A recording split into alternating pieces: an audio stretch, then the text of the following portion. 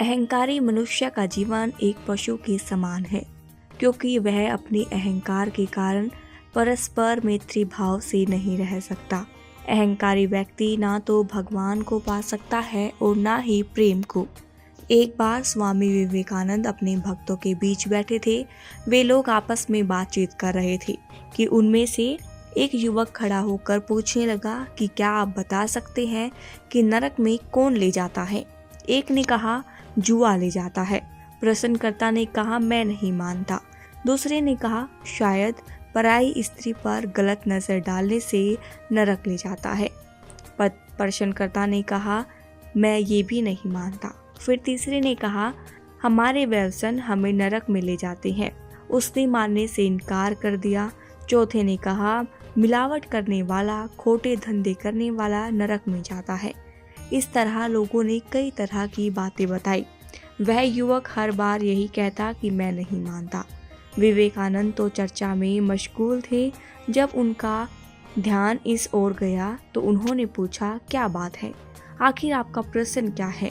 लोगों ने प्रश्न और उन द्वारा दिए उत्तर बताए, पर यह स्वीकार नहीं कर रहा है। विवेकानंद ने कहा अगर तुम जानना चाहते हो कि नरक में कौन लेकर जाता है तो उसका उत्तर मैं तुम्हें बता सकता हूँ। यह हमारा जो मैं है, यही हमें नरक में ले जाता है। मैं का अर्थ है अहंकार की वृद्धि, हमें नरक की ओर धकेलती है। सावधान हो जाएं, कहीं हमारे भीतर अहंकार के बीज तो नहीं पनप रहे हैं। सावधान हो जाएं, कहीं हमारे भीतर अहंकार का सूल तो नहीं उग रहा है। सावधान हो जाएं, कहीं हमारे भीतर अकड़ या घमंड की ग्रंथि तो नहीं पल रही है। आपके भीतर पनपने वाली अहंकार की वृद्धि हो आपके स्वभाव को विकृत कर देगी। अहंकार दो मनुष्य के बीच मैत्री को दूर करने वाली सबसे बड़ी दीवार है। यह वह चट्टान है जो हमारे जीवन की राह को कठिन बनाती है। अगर वह चट्टान खंडित हो जाए तो जीवन में प्रेम का झरना फूट पड़ता है। किसी को भी बात को तिल का ताड़ और राई का पहाड़ बनाने में अहंकार को सबसे बड़ी भूमिका होती है।